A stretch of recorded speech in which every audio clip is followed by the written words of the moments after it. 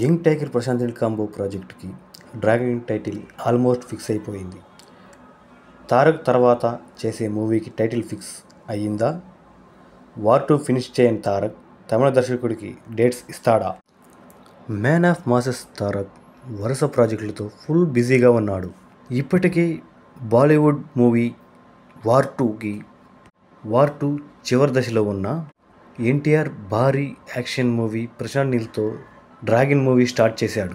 ఈ రెండు సినిమాలతో ఫ్యాన్స్కి మాస్ ట్రీట్ ఇస్తున్నాడు ఎన్టీఆర్. ప్రశాంత్ నీల్ మూవీని ఈ ఏడాదికి చివరి దశలో పూర్తి చేయాలని ఎన్టీఆర్ సిద్ధమవుతున్నాడు. డ్రాగన్ మూవీ తర్వాత తారక్ తమిళ దర్శకుడైన నెల్సన్ దిలీప్తో గ్రీన్ సిగ్నల్ ఇచ్చినట్టు తెలుస్తుంది. ఈ విషయాన్ని ఇప్పటికే నిర్మాత నాగవంశీ రివీల్ చేశాడు. అయితే నెల్సన్ జైలర్ 2 షూటింగ్లో బిజీగా ఉన్నాడు. ఈ సినిమా ముగిసిన తర్వాత ఎన్టీఆర్తో ఓ మాస్ మసాలా మూవీని తెరకెక్కిస్తున్నాడని తెలుస్తుంది. ఈ సినిమాకు రాక్ టైటిల్ని ఖరారు చేస్తున్నట్టు తెలుస్తుంది. రాక్ టైటిల్ని నెల్సన్ అనుకుంటున్నాడట. ఈ స్థాయి చిత్రానికి ఇలాంటి యూనివర్సల్ టైటిల్ సెట్ అవుతుందని భావిస్తున్నారట. ఇక ఈ సినిమాను సితారా ఎంటర్టైన్మెంట్స్ నిర్మించనున్నది.